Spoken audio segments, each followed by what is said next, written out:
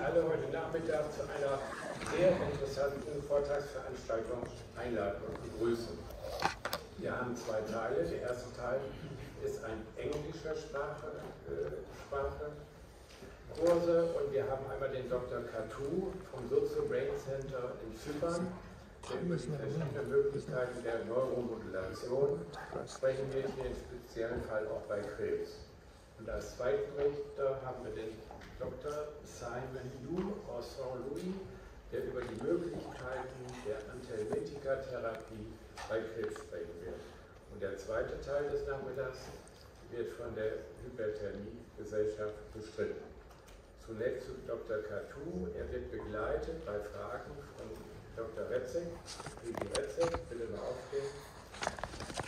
Ja, und er kann das auch ins Deutsche moderieren. Beide sind erfahrene Neuromodulatoren oder Modulator-Spezialisten. Und ich konnte mich auch selber in Zypern von der Effektivität dieser Therapie überzeugen und führe sie auch durch. Petros, welcome you, and Kalimera. Kalimera. And I want to please start with your talk. Okay. I want to thank Dr. Heinz Master for inviting us here from the German Society of Oncology. It is a great honor to be here with you today. Basically, we are in the field of neuromodulation, which neuromodulation now is expanding in all branches of medicine. Initially, neuromodulation became FDA approved 30 years ago with epilepsy, which is not responding to medication. Now it's approved for depression, and soon will be approved for many other conditions as well. There is clinical evidence 3, 2, and 1 we're going to be talking about. Now, in the field of neuro-oncology, the pioneers are the Italians, the Spanish, and the Americans in neuro-oncology, which I will go into it soon. My background, basically, I've been trained as a medical doctor, GP, in Sydney, at the University of Western Sydney. Then I was basically teaching anatomy and pathophysiology, that's why it's a lot of neuroanatomy, at the University of Technology of Sydney and University of Western Sydney. I fell in love with a beautiful lady. She happens to be from Cyprus, and it's a love affair. I went back to Cyprus. Now, when we talk about neuromodulation, we are talking about neural tracks. Okay, we know we have around 85 billion neurons in our brain, okay? And we have over 2 trillion connections with them. When a newborn is developing, he has one neuron with 50,000 branches of synapses. As he's developing into adolescent, it sheds them, it prunes them, it doesn't need them anymore. And in adulthood, we have one neuron, 10,000 basically synapses. Now, through these synapses, you have everything working through this network. We have chemical transmission, we have hormonal transmission, immunotransmission, we have all transmission. Without the wires, you cannot get anything done. From the cortical, subcortical, limbic system, brainstem system, and ROS. When we train people, we say we look at the brain in 3, even though it's modified. It's the reptilian brain, the mammalian brain, and the neocortical brain, which is around 250,000 years plus minus, depending on science. And now we have a new brain, which is AI. It's called Quad U, and we're using it with our technology as well, AI, in stimulation. So we're looking at neural tracks. We have pyramidal cells in the gray matter and white matter tracks. This is Professor Haynes when he came to Cyprus. He's given a talk. His experience in December. I'm not going to go into the details. That's why we're here today. How he was amazed. And through this, I don't know why there's no volume. Should there be volume? Yes, there should be. Let me see. There is no volume connected. Anyway, And basically, in the terms of oncology, we know that at least 25 to 30% who undertake chemotherapy, any type of chemotherapy, who either 1 year after, say someone has breast cancer, they do partial or full mastectomy, or they don't do it, they do the chemotherapy. You will have a chemo-induced brain, that's what it's called, a chemo-induced brain, where they will have problems with mood, problems with sleep, problems with post-neuralgia, and we know that the systems we have today placed for these people is not optimal and not effective. We know that. In pain clinics. This is a case basically in Switzerland. It was basically 2 weeks ago. We were training doctors there. This gentleman, I have his consent. He went through PTSD. So he was against the vaccine. He was on the streets in Switzerland against the vaccine. And all of a sudden, around 1 year later, he's diagnosed with ALS. Now, what has this got to do with oncology? I will tell you, through the neurotracks. His wife could not take care of him. They have 2 children, and had sent him to a nursing care institute. He's on an electric chair, and slowly it's affecting now the brainstem as well, the tracks. So he has difficulty breathing. What we did was, I had my professor of neurology, who trained me in Sydney, to come and train with me. And we got him up walking in not more than, if we see it, in not more than 15 minutes stimulation. So that's him wheelchaired, electric chair, and 15 minutes stimulating the primary motor with the rest of the brainstem. He's not aware that he's walking. He's not aware. He's not cortically aware still that he's walking. And at this point, he's starting to be aware that he's walking. Wheelchair, electric, with a BiPAP system. So you can see what neuromodulation can offer, even to ALS.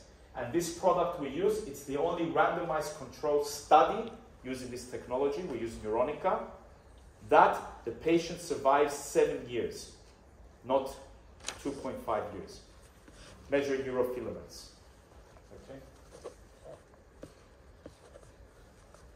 Now, if you look at post-traumatic stress, most of all your patients who are coming to you as oncologists or primary health care, they have been through some form of PTSD, either in their home, while they were growing up, either at work, or elsewhere. Relationships, finances, and all that. And we know that post-traumatic stress, it's in the Journal of Anxiety Disorders. It was a nationwide study in the US, including basically Hawaii and Alaska and Colombia. They found a correlation which shows 2.99 that stress, PTSD, and depression can cause you cancer. Direct correlation now, direct correlation. In terms of gastrointestinal cancer and many other forms of cancer. Now, this is a very nice study. I love this study. It was conducted at Marburg in Germany.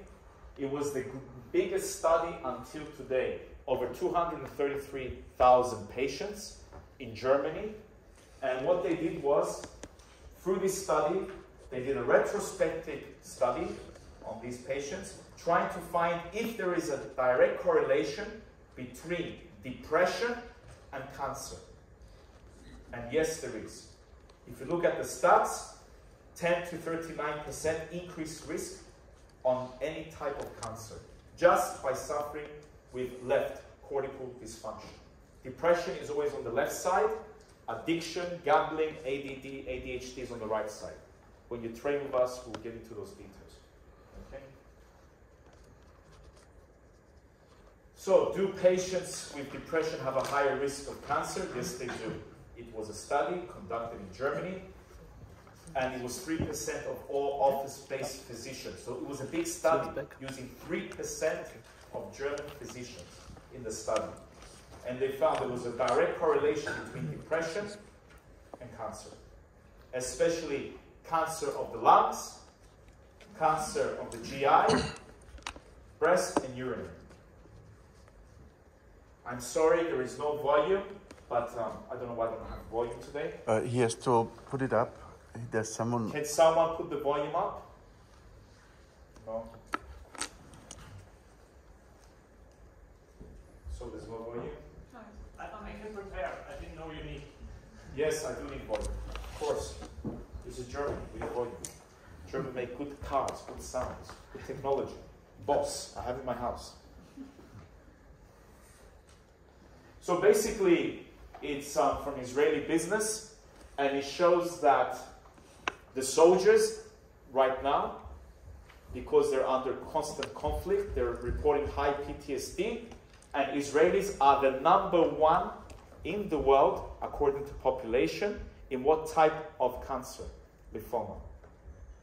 Why? Because it's a population under constant stress, constant anxiety, and this affects your immune system, your HPA axis, hyperpituitary adrenal axis. TNFA goes up, interleukin is affected, and that's why you have cancer. That's why they have the highest rates. Do not worry about it. It's okay. Don't worry. Please check again because it's connected now, so it should work. Let me see. Let me go again.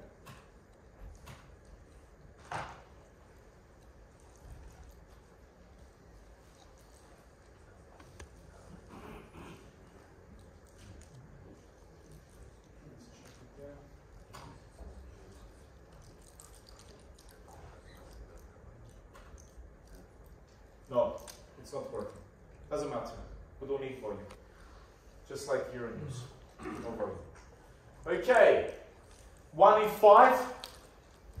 5 of American soldiers suffer with PTSD on the battlefield. They have the highest rates of cancer, veterans of war, of the US Army and the military, in the population of America. So PTSD is correlated to cancer.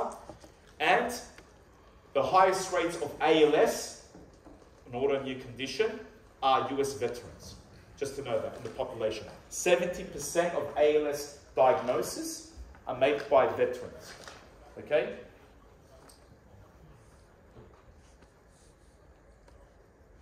So, this was in the New York Times recently. Though PTSD is hardly new, diagnosis still rely on self-reported symptoms. Using the MADR scale, using the Beck scale, using all these scales. However, it's time now to start having markers to diagnose these patients. It's not just good enough looking at serum levels. It's not just good enough looking at radiological findings for your oncology patients. It's good to screen them.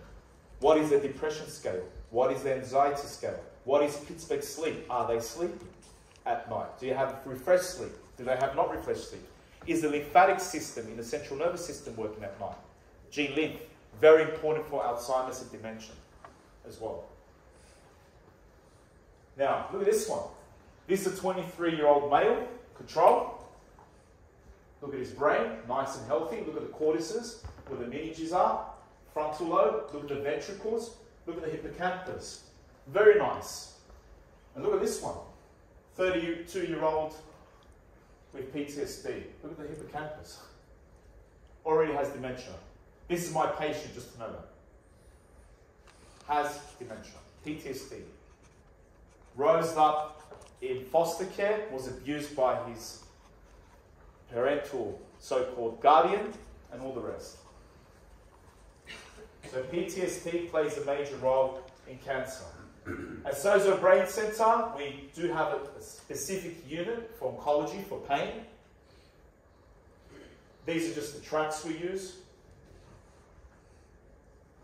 The corona radiation, the projection. We know what chronic pain is, pain that persists more than 3 months. There is an emotional component to it as well. And if it lasts more than 3 months, the issue is not in the back pain, the issue is not in the headache, the issue is not in the spastic colitis, and do everything you want. Give them probiotics, do the flora, do whatever you want. The issue is in the brain. And we know now with IBS and even colon cancer, you do have small foci, lacuna plaques, in the primary sensory representation of the gut. We know that, even before the diagnosis of colon cancer.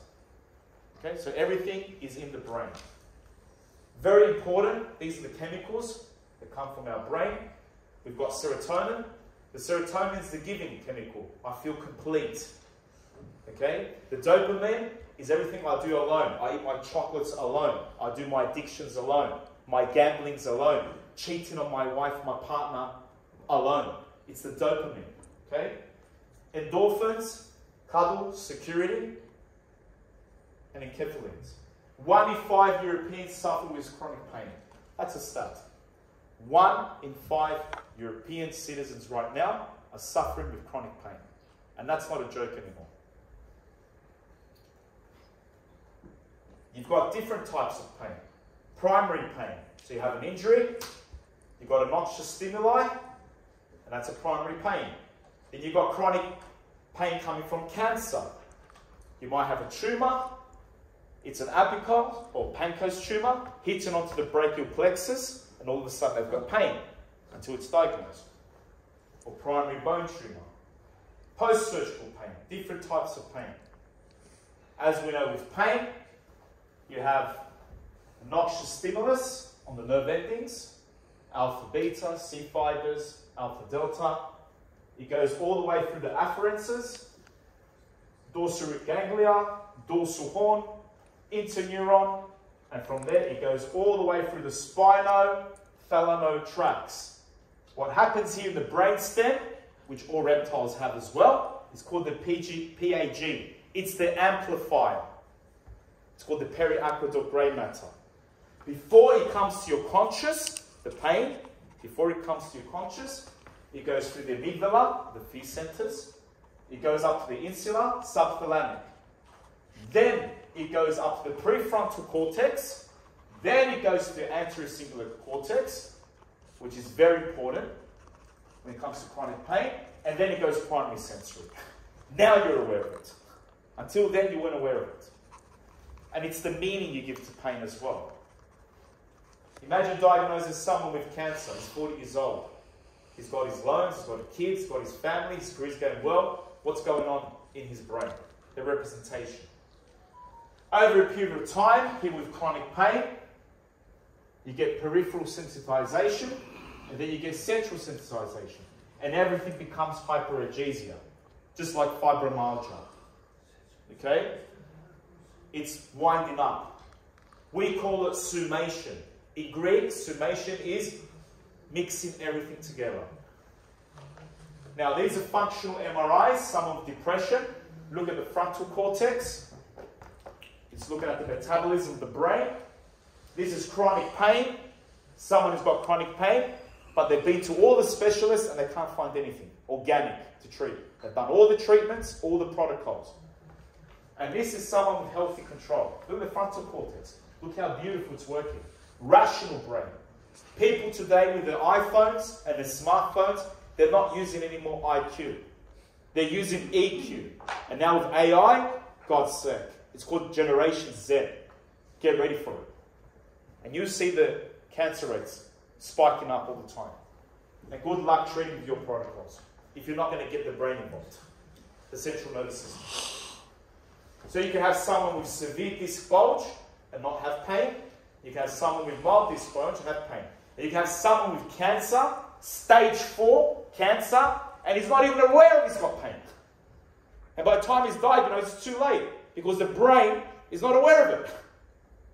So he's got cancer stage 4 in the whole body, and the patient still is not aware of it because it's not here in the cortical representation. This is a great case. It's a gentleman. He lived for many years in Belgium. He was diagnosed basically with throat cancer. He did chemotherapy, radiotherapy, and 4 months after that, you won't believe what happened. He basically started having neuralgia with post-herpetic neuralgia, it's called. Post-herpetic, from the lumbar spine, down the thigh, all the way down. So lateral femoral cutaneous branches, femoral branches, all the way down. And he went everywhere. He went to multiple surgeons, multiple neurologists, dermatologists, pain clinics, and they even put him this thing. They thought that this will get rid of his pain. And if you look at all these spinal cord stimulators. I'm not going to talk about it. They're not tested with placebos. They're not tested with placebos. Okay? And they forgot the brain. Where's the brain here? The guy's suffering. Now, what has he got when he came to us? That's his leg. That's his leg. And that's been going on now for 11 months. He's been hospitalized. They give him antiviral, antihermic drugs, infusions. This is an alternative clinic, complementary clinic using thermograph, hyperbaric, ozone. Nothing's working. And he wants to commit suicide. So this after throat cancer treatment. There it is. Good luck treating this one if the brain's not involved. Give him everything you want, any remedies. What do? We did neuromodulation. We went straight to the brain, sent current. Okay, so we needed some cortical representation. The brain was not aware that the leg exists. The homunculus brain was not aware that the leg exists. Then how is it going to send down all those mediators, pro-inflammatory mediators? So this is a good study using RTMS. It's in the World Journal of Clinical Cases, because these are cases, which are always unreported.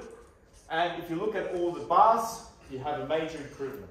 So what happened to this patient? That's him. What week is this, Petros? That's in week 3.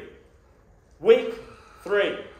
So he's been to all the specialties, spinal cord stimulators. That's in week 3.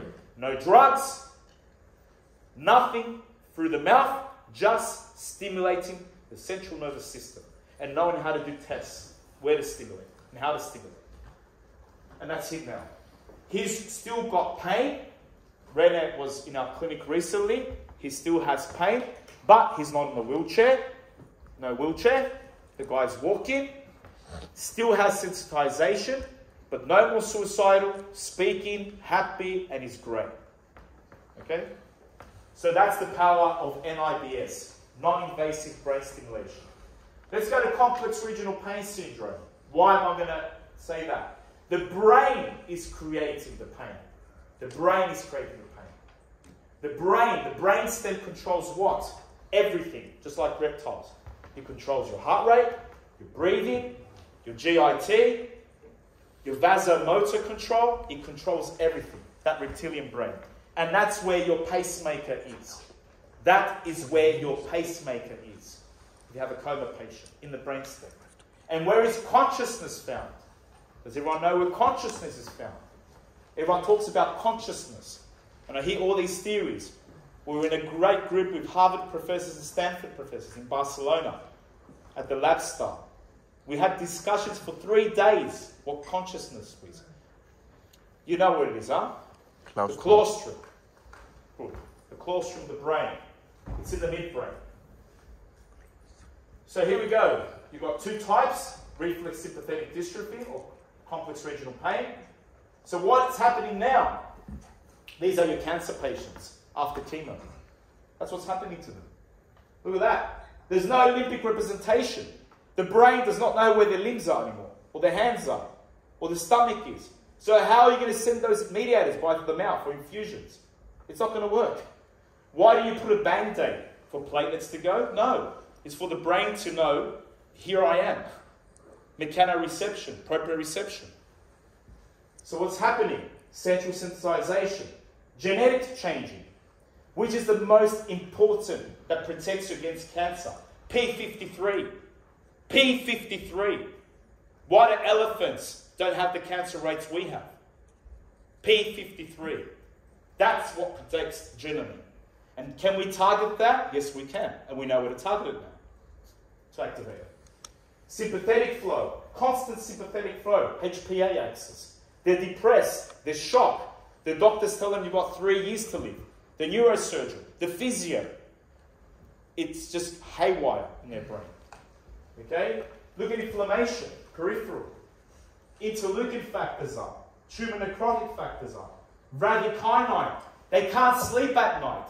Bradykinin. It's burning. Substance P. Periapital grey matter. Interleukin 10. Nociception. And it keeps on going. And look at the adrenals. Keeps on firing. And look what happens to the arm. Allodynia, hyperalgesia. Can you see it? No. It's like our patients with phantom limbs or post-chemo treatment. They've got constant neuralgia. You've got to have a representation of the cortex and all these edema changes. Now, this is a very rare case. If you look at the literature, this patient basically in 2010 had swelling, edema. They first thought it might be some form of PAOD, peripheral obstructive arterial disease, but it wasn't. Okay? They thought maybe it might be a thrombus behind the popliteal artery. It wasn't. And then basically they started doing chemoablation because when they took a little biopsy, they thought it was an epithelioid hemangioma. So it's a hemangioma that feeds off the artery or the popliteal vessels. On the left side, she did chemoablation for this neoplastic. It didn't work. 3 chemoablations with a radiologist as well. It didn't work. And then they sent it to Israel to remove it. So that's removed. That's part of the popliteal artery. Okay? And that's the graft. So she's got a paraneoplastic vasculitis. That's what it's called. Okay? It's a benign tumor, but it spreads. Usually you find it in the small vessels. You won't find it in the large vessels, like the aorta. Okay? Now, another word for this is called cutaneous small vessel vasculitis. Okay? Now look at that. How are you going to treat that? Good luck. Treat it. Treat it. Tell me what you're going to use. She's tried everything. The government of Cyprus has already spent 400,000 euros on her. Going to Israel, Germany, and Greece, and still, she's suffering.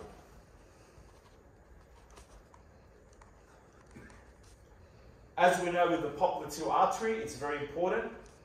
It's a common site basically of aneurysms, whereas sarcomas in that area are very rare. Okay? But I am going to show you sarcoma soon after this case. Okay? Now, the popliteal artery, as you know, forms an aneurysm there, and it can be dislodged. That's her. CT scan. There's a tumour. And that's her MRI. That's the artery. That's the tumour. Whoever wants my slides, God bless you, take them. Muscle knows, everyone knows, I share. Okay, so don't worry, you don't need to take photos. I'm not a complex guy. I love it. I've been to conferences where I've seen my cases presented, and I said nothing. Heli was at one of them. At IGMED, the one with the glioblastoma from Dubai. Yeah, it was a doctor that presented my case, but it was fine. I was having fun with that. Now, this lady from 2010, 2011 starts getting edema in her arms, and she's diagnosed with lupus of the blood as well. So besides the neoplastic she had in the endothelium, now she's got lupus in the blood. Okay? So she's got all this edema. She's taking over 18 prescription medication. And I did call her today to see how she is. I saw her 3 weeks ago with my professor of neurology. He came from Sydney. I think Rena, you saw her as well. Yep, Rena, he's a neurologist from Germany. And she's fine. Now, this is her arm. I was in Corinthia in Austria, where I was presenting to a group of doctors, surgeons, and the psychiatrist said in the background, it's bullshit, that I made up this case. It's bullshit. I've photoshopped it. So I said to him, come up, please sir, come up. He was around 70-year-old. When it comes to science, I don't respect age. When it comes to science, I respect evidence-based. So I don't care what age you are, when it comes to science, because we're scientists, I want evidence-based. Don't talk about cases. I showed him the face, and I said, fuck off. Get out of here. In his own hospital. Medical chief. Everyone was shocked, and I said, either I leave the conference, or he leaves. This lady was suicidal. This lady was raped by her husband multiple times. Her husband is a narcissist bastard, and that's when she got cancer. PTSD. Don't forget PTSD.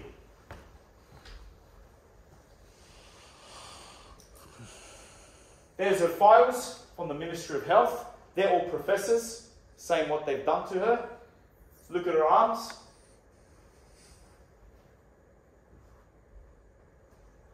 Four months. That's 4 months. Nothing given to the mouth. Just stimulating. I'm starting to like you. I don't know who you are, but I'm starting to like you. Good. Just stimulating the central nervous system to the peripheral. There it is. The first time I consulted this woman, I'm a very busy person like all of you are busy. Okay? I went to her home. Allodynia. Nothing. Wind. Nothing. Did she get rid of her husband? Yeah. She divorced her husband in 2014. Yeah. And she's quite happy now. And I'm actually sponsoring her to do a company for weeks with ladies with cancer. So I'm actually sponsoring her company. So that's her legs. That was before. Now, what she had in the popliteal artery is called a paraneoplastic cutaneous small vessel vasculitis, lupus, 18 medications on a daily basis. She was suffering from RSD, as we said, complex regional pain as well. The government spent over $400,000 on her. She's been to everyone. Chemoablation, radiologists, she went to pain clinics doing RF. For God's sake, would you want to do RF to an artery? Would you want to do RF to a peripheral nerve? For God's sake, once you do thermoablation to any nerve, it causes a neuronal bulb, you idiot. And then that neuronal bulb causes more pain. And these things are paid by our government services with lack of research.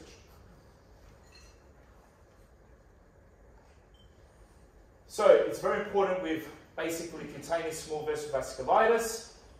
It can be caused by allergies from medications. It can be caused by antibiotics, diuretics, blood pressure, as well as food. Did anyone talk about PTSD? Did anyone talk about her husband? She's been abused financially, going to courts. No.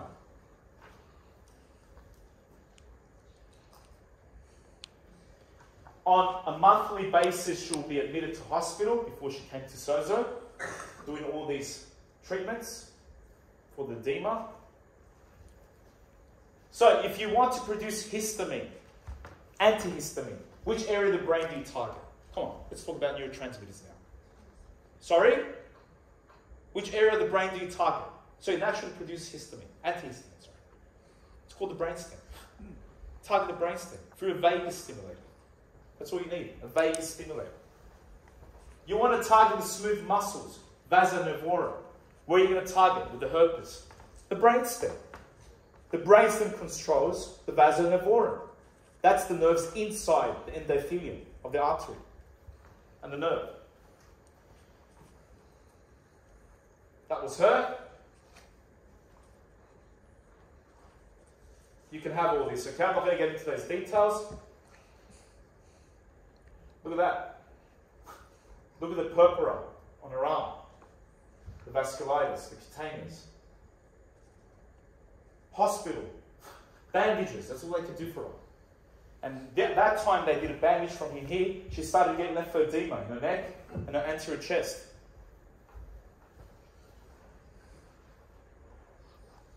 These are all from the labs. So basically what they did was, they saw that she had severe perivascular neutrophilic inflammation when they got the sample. She did an acid shift, basically Brocott, silver stain. There was no fungal infection, so they talk about fungus here, or yeast or hypha. The brown and band was negative, so there was no bacterial involvement in this patient.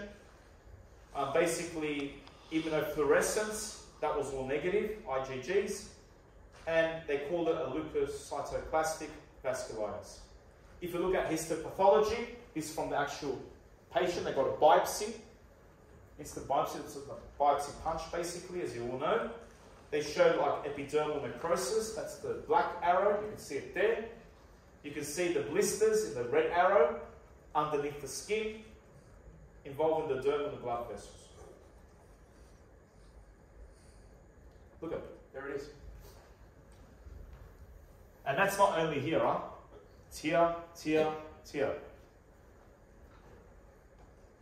This is October 2024, so it was a couple of weeks ago. I'm doing all the tests for sensory. I'm sorry, there's no volume. But basically, I'm doing a pinprick. It's a rollating with needles, and she has no pain. Nothing. And she talks about it. And she's symptom-free. She's been symptom-free now for 2 years. Using neuromodulation and IBS. Okay, so that's all the tests. You can have the videos and you'll go through the clinical neurological tests. This one's a nice one. Liposarcoma. Now, liposarcoma, basically, in this case, it's a soft tissue sarcoma. It's around 20% of all sarcomas, soft tissue sarcomas, okay? Now, he's a priest. He had issues with his church when I went into his history, deep into the history, because no one asks all these questions. We only look at images and blood tests and serum tests and all the rest, okay? And they wanted to get rid of him from his parish for all these allegations, false allegations. And then he discovered this sarcoma. Now, it's in the fat cells, it's in the adipose fat cells, malignant. So what happens when the brain is in a state of stress and anxiety? So if anyone can tell me what stress is, what anxiety is, I will give them a free ticket to Cyprus. Free ticket.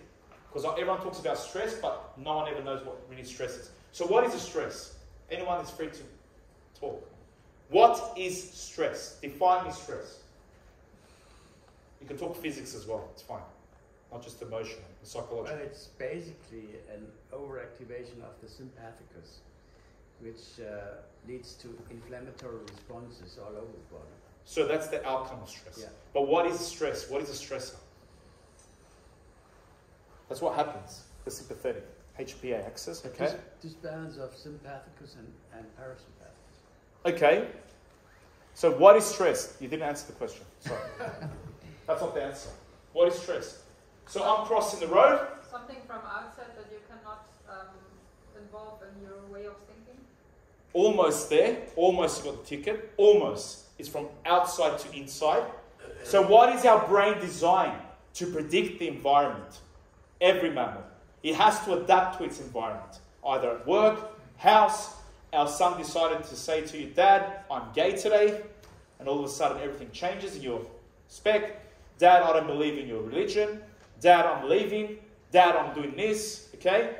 Or your boss calls you up. You're fired at your 50s. Okay? Your mum's diagnosed, so you've got carer syndrome now with cancer. So you're running your mother, you're running your business as a doctor, and you're running your kids. So your brain has to adapt to change. That's what it's there for. And to predict the future. We are the only mammals, monkeys cannot do that, that can go to anterograde and retrograde. We are the only mammals that can go to the future and to the past in the moment. No one else can do it. Only Homo sapiens can do it. To predict the environment. So, what do we mean by stress? Stress is something coming from outside and affecting our inside. That's a stressor. I'm walking across the road, I've got the phone. In Korea, 1 in 10 people across the road get hit by a car, just to know that, in South Korea, with their phones. So now they've done special pedestrian crossings. Okay? So I'm crossing the road, car's coming. That's the stimulus. That's the stress. As I'm sitting here, I let go of gas. Okay? That's a stressor to your factory bulb. Okay? So that's called a stress. I'm pointing the finger at you. I'm narcissist. That's a stressor. Okay? That's external to internal. Now, what does the brain do? It has two chances. It reacts to what? You either, basically, with that stressor, you can counteract it. In what sense? In what sense you can counteract it? By doing what? Ignoring. One is ignoring. One is walking away from it. Correct? One is fighting it. Talking with that stressor, if it's a person. Yes? And one is freezing. So it's the 4 Fs. Fight, flight, freeze mode. Okay? Now, what is anxiety now? So the stress is out. It's gone. What is anxiety now? Someone is suffering now with anxiety. So stress can be your job, can be your colleague. So colleague's a stressor. But now what is anxiety? When we talk about anxiety, which is related to oncology. What is anxiety? Anxiety now is this memory of the stressful event. There's a memory. It's stored in the insula, it's stored in the amygdala, and the anterior cingulate cortex. And that's what mammals have as well. That's anxiety. It's from inside to inside, what you said, inside to inside. Stress is from outside to inside. Simple. So, here we go. Liposarcoma. This gentleman has had already 3 surgeries. He's used flaps. He uses a flap. So he gets a flap, latissimus dorsi, place it here. The liposarcoma is on the anterior tibia and all the way down the tibia in the fat cells. He does not want to amputate his leg, even though these are very malignant and they do spread very fast. He's working with a cosmetic surgeon. He's working along with a neurovascular surgeon and with his oncologist. So there you can see he's got a flap from the latissimus, brings it back, but his body is not accepting it. And there's no neo-revascularization. Why? Because the problem is here. No cortical representation. You can do whatever you want down the peripheral. If you don't get the brain connected to the rest of the body, you're losing the battle. You are losing your battle. Now, why is he going to get better? That's the secret. What's this? Schwann cells. What are Schwann cells? What are glia cells? We talk about glioblastoma. Why did the glia cell that helps the brain and the central nervous system turn against that person? It's from a state of allostasis, which is homeostasis, allostasis, apostasis. So now I'm against you. I'm no more fighting for Assad. I'm part of the Free Syrian Army now. Okay? So I'm going to turn against you. Now you try to get that involved. So he did not. So there you go. You've got Schwann cells in the endoneurium. And that's from the brainstem. You target the brainstem using neuromodulation, and you get the vasonovarum effect. What happens? This is after his 3rd surgery. 3rd surgery. Look at the pus. That's 3rd surgery. And now he's been told we have to amputate. You have no choice. And not from the knee, from here. The priest is praying, and they come to us. So here we go. It's starting to improve. We're using brainstem stimulation plus TDCS. 40. So he did not accept the flap, and he did not accept the graft, which has no blood vessels. It's closing. Look at that. It's healing. Look at that nice rich blood. Liposarcoma. There it is. That's what we're doing. Endoneurium. Nodes of Ranvier. Reminds you of anything? White matter tracks? Yeah. White matter tracks are not just here. They're all the way down there. Okay. Go to the cables. Go to Wi-Fi. Go to the optic fibers. There he is. And finished. This now is symptom-free for 2 years. No more sarcoma, no more lipoma. And he enjoys his parish and his church. And that's the priest. Okay? This started from Austria, this technology. Yes, the Austrians are the pioneers in neuromodulation. One of the Nobel Prize winners in the 30s was Otto Louis with the heart, called the Vaskov effect. The neurotransmitter called acetylcholine. He put one heart which was pumping in the fluid and put the other heart with no pacemaker in the other fluid. And while the heart is pumping, the neurotransmitter goes from one fluid to the other fluid, and the heart with no pacemaker starts pumping acetylcholine. The Austrians are the pioneers in neuromodulation and neurotransmitters. This is from the University of Vienna. It's Professor of Vascular Surgery, Joseph Constantine. They came up with this device. It's called P-STIM. Are we okay with time or no? No. Okay, all right. So basically, what we're doing is we're going from the brain all the way down, and these are the results. And we'll finish off with this one. I'll finish off with this one if you want. Okay. So this one is called an epidemioma. This is a lady from South Africa. She had numbness and tingling down from here and down. Initially they thought she had MS. So they do an MRI of the brain, they find nothing. MRI of the neck, they find nothing. MRI of the lumbar spine, nothing. So guess what? Did anyone examine her clinically? No. Do your tests. We forgot as physicians to test our patients. 80% of your diagnosis is based on your clinical examination and history. The rest just confirms. What is the third leading cause of death in America right now? Iatrogenic. Yes, we're killing our patients. Yeah, we smart people, we're killing our patients. Check it out. Do some Google search as well. Ask ChatGPT. We'll give you the answer. Third. So, what did she have? Normal reflexes here. Hoffman's sign is normal. No upper motor neuron. But when I went down, hyperreflexia. Okay. Babinski. Positive. Okay. MRI, thoracic region. There it is. We found it. No one thought about the thoracic region. And she's been suffering now for 6 months, going to all these specialists. Still not diagnosed. Go to a psychiatrist. It's your stress. You're 38. You're not married. You're a single woman. Yeah, that's so easy as a doctor. You know, you're a single woman. Can't find what you've got. Go. Get her out of the office. So she's got cancer.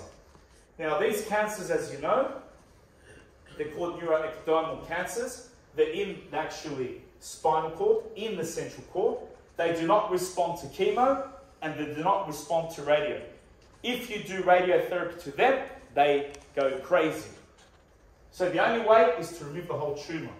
She came to me 2 days before the tumour was removed. I sent her to a neurosurgeon, and I told her, you will be paraplegic. Just to know that. You will be paraplegic. So I was preparing her mentally. So that's the first consultation. We discovered this tumour, and we sent her to the neurosurgeon. When was this? 28th of the 2nd. She comes back, and now guess what happens? 22nd of the 5th, 2023, 1 year after, she's paralysed, she's paraplegic because of that cancer, and now she's got constant pain, unrelenting pain. Cut my body. If you cut her body, of course she's got pain. Because all pain is in the brain. The issue is not in the tissue. The issue is in the brain. And she's taking all these meds. I don't need to tell you about what she's taking.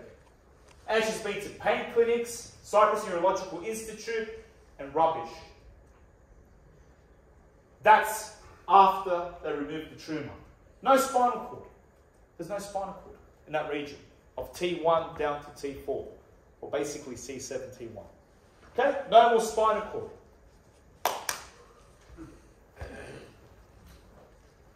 Is that called neuropathic pain or neuralgia? It's called neuralgia plus neuropathy. This is the first day. 3 weeks later, she has no pain. I'm sorry, there's no sound. But she has no pain. Okay? That's a tumour. It's not her as a patient, but this is a demonstration of what they do. They actually remove the whole tumour from the spinal cord. Okay, there is a tumour. There we go. We got her walking 4 weeks. She's given motor command. There is no spinal cord. How is she walking without a spinal cord? Come on, tell me, how is she walking?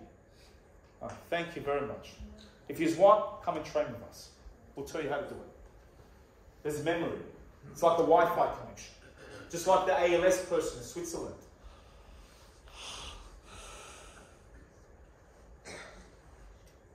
And there she is. She's doing her first walks. This is 4 months later. 4 months later. Look, no spinal cord. God bless whatever you want to call that guy. And here she's walking over her later. Now she's driving a car. I actually spoke to her 2 weeks ago. She drives a car. Yeah, she can press acceleration. Okay? After epidemioma. You know what was her problem? Her cousin cheated with her ex-husband. See? PTSD, cancer. Highly correlated.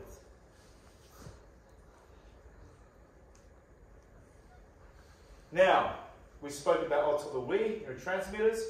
The most important thing is P53.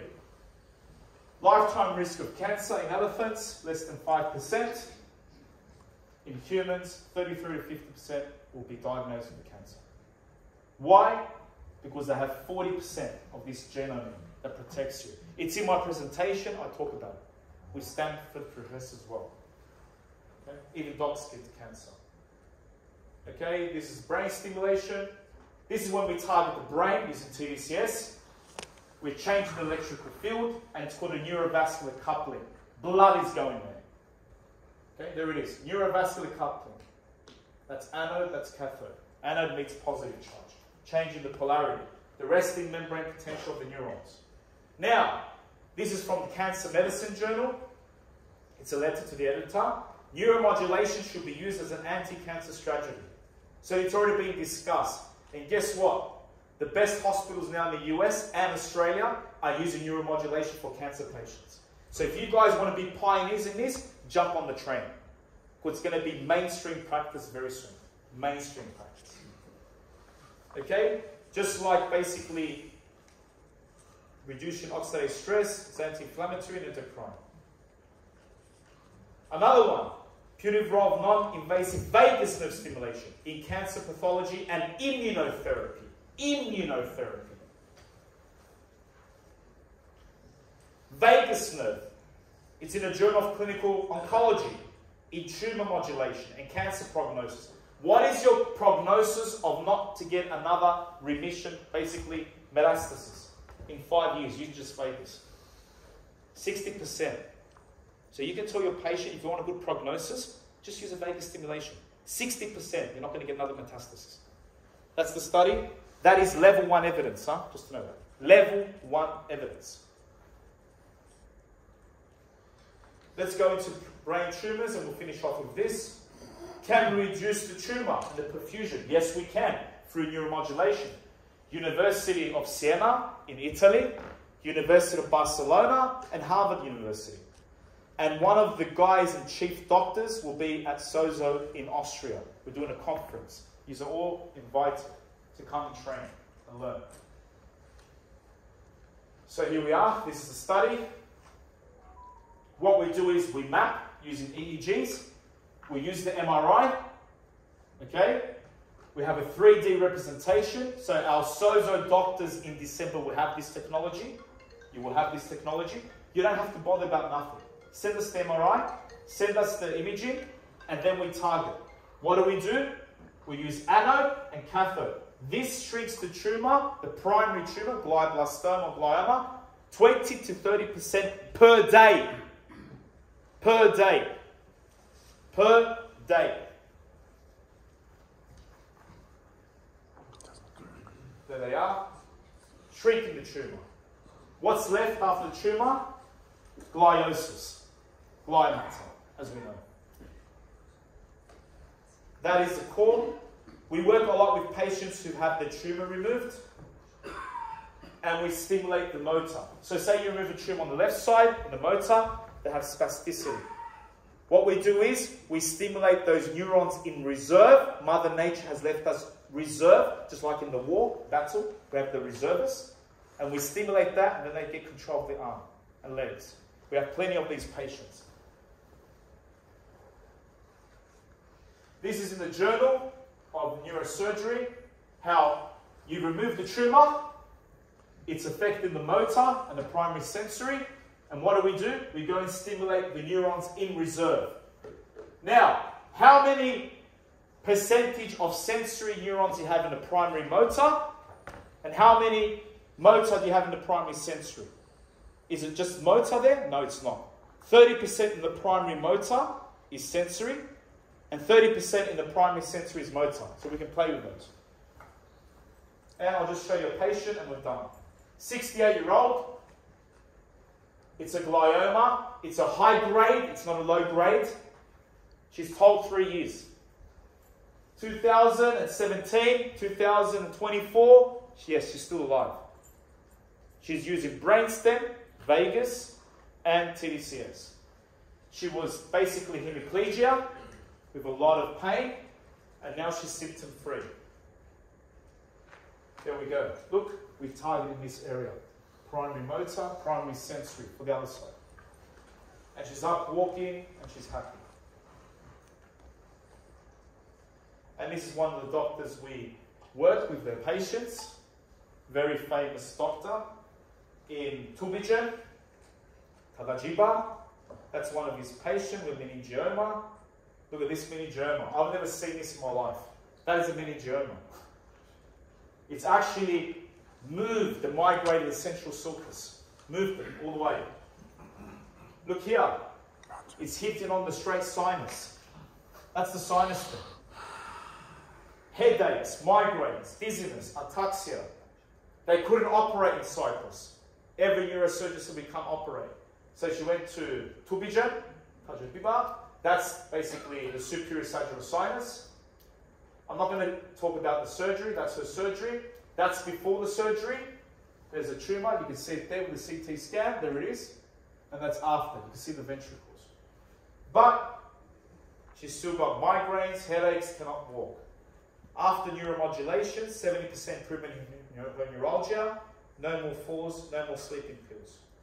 So this is how you can use basically NIBS, non-invasive brain stimulation. Now, this is the last thing I'm going to talk about and we're done. Can you stimulate stem cells?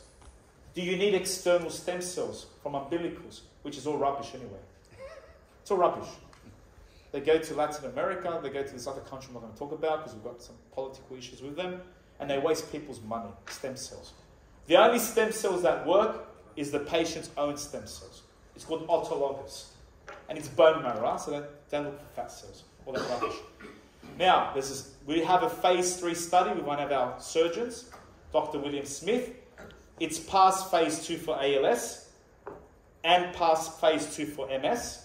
And now it's going for phase 3 for FDA approval. And our 2 top surgeons, brain surgeons of SOZO, they're part of the study for stem cells. So if you really want your patients with stem cells, give us a call. Okay? Now, when you stimulate the frontal lobe, you activate up to 60% of neural stem cells. And what do stem cells do? They have memory. Okay? Okay, everybody. That's all I wanted to say. It was a pleasure to be here with you. If you have any questions, please ask. It is a new field. It's an evolving field, just like Neuralink. If anyone thought Elon Musk was crazy, I did not think he's crazy. I knew the guy was a genius beforehand, even though people think he's a narcissist and an idiot. He's not an idiot, believe me. If you talked about Richard Branson with dyslexia, he's not an idiot. He's a multi-billionaire. I happen to have met Richard Branson, and I am personally as well. And he sponsors Cyprus Turtles, Kareta. Okay? Most of the people think I'm crazy, which is great. I love that. Okay? But we have outcomes. And that's what people want. They want outcomes. And which is the area of the brain which is most important for meaning in life? If anyone... No, that's consciousness. That's consciousness. Yeah. That's right. Which is the area of brain? Now, this is a free ticket with a drive of Maserati. ACC? I've got 11 cars in Cyprus. One of them happens to be Maserati. So, which is the area of the brain that gives you meaning in life? And it's Dr. Viktor Frankl, Holocaust survivor, 3 times, who talked about it. Meaning in life. A neuropsychiatrist. Where is the meaning of life in our brain? No, that's the area that causes issues with the brain. That's the alert area. Pineal gland. Tell me? Pineal gland. No, it's in the back. No, it's not that one. Okay. Anyone? It's a Maserati. Free tickets to come to Cyprus. I have a Maserati. You have one too? I love them too. Okay, so it's called the medial anterior cingulate cortex. If that is not firing, people commit suicide. Your cancer patients want to end their life. If that is not firing. And that's what we target. The middle, MACC, is the most important area in our brain. So it's an emotional brain. And it governs many things. Okay, any Q&A before we finish? Please. A lady with glioma grade 2, radiated in Norway. Now she has some rest of tumor tissue. Can she be had? Of course. Did you ever check the pace of aging, how it changes after your neurostimulation? Because if you activate stem cells, bring down inflammation, that should... All the markers are improved. All markers, even serum, are improved. Yes. The most imperative thing, when someone comes with a glioblastoma to SOZO, we say straight away, Petros, you're going to die. I'm always straight front. Rena knows how I work in my clinic. Retsa knows how I work in my clinic. You're going to die. That's it. Just know you're going to die. Okay? Can we go visit you to learn the technique? Of course. I have pamphlets for those who are interested. I can put them here. Our website is easy, sozobraincenter.com. We work with the German Oncology as well in Cyprus. Now we work with Master. He's going to be the pioneer in oncology. Master can do a course in Germany where we can fly. If there's at least 4 to 6 physicians, we can train. Or you can come to our groups. We're doing training now in Vienna right now, the second week. We've got a large conference. There you will see pioneers in brain surgery, stem cell surgery, psychiatrists using neuromodulation, and we're going to have a Nobel Prize winner coming to speak as well. So it'll be a 2-day training, then we have the conference in Vienna. We're going to be in America, in Miami, and so many other countries soon, Kazakhstan. We're just expanding. It's neuromodulation will be part of every frame of medicine. We see it now. It's going to be integrated. Please. Can you just talk a little bit about money? How much does it cost for a doctor? It's peanuts. Peanuts? Yes, it's peanuts. An economy air ticket to go to Australia, it's 3,000 euros. Really? Return. So that's your ticket. That's what it costs. That's the training. That's the ticket. Well, you will need... My ticket to come here to Baden-Baden costs more. But I mean, my business class. Sorry, I just mean So if you're going to talk about money and finances, you can talk to our head department. We've got a big team. Okay, it's Matthew. But to do the training, the basic training, and what you did as well in December, Dr. Master, it's around 3,000 euros. You get a certificate, and from there on, you can go into the affiliation of the society, SOZO, and you can go from there onwards. It's a great society. It's expanding. There's great people involved. I do filter people, like now we're going to have an affiliation going on. Already a few doctors I'm not putting on board. If I see one of those doctors is all money oriented, I'll get rid of them. I want to keep the name. Okay, we have good reviews. We have an epidemiologist. We do data collection for all patients. Data collection for all our patients. It's on a software called Microsoft, where we keep it all stored. It goes to the cloud with GDPR for European standards. It will be in Germany, so when the patient comes in, they have a tablet. Your assistant can use it, or your nurse, or your lab. They can fill it up. The questionnaires for depression, chemo-induced brain questionnaires, all those questionnaires. Then that is sent to us as well. And if you want to do publication, we have a full-time radiologist on our team. We do publications. Every month, our team of SOZO, we have a newsletter for doctors. So they get a newsletter with our cases, representation. And we will have a teaching academy, which I can't say where. So it will be a postgraduate diploma of neuromodulation. And it will be in Germany as well, just to know that. Okay, we have... Anything else? One question. All right, sorry, there's so many questions. Please. Obviously, out of my own interest, it's the first time that I've heard about this non-invasive neuromodulation. I've got a traumatic spinal cord injury. Is there any chance that you see, like, with your method? I saw you in the wheelchair when I came in, paraplegic. Stem cells alone, 124 cases, full walking. So you can talk to me later. Full walking, 25%. Just stem cells alone. Dr. William Smith. Okay? They're not approved in America yet as FDA, but they're done outside America. Okay? Stem cells alone, through the brain and spinal cord, not this rubbish thing through the, you know, the CSF and rubbish stuff, okay? They're all rubbish stuff, anyway. 50%. So you can stand up, partial movement, pain's gone. And 25% no response. Stem cell loan. Surgery. Stem cell neuromodulation. I can't tell you the stats, but they're bloody fantastic. Make sense? So we can have a talk later. Great. Stop. All right, thank you, everybody.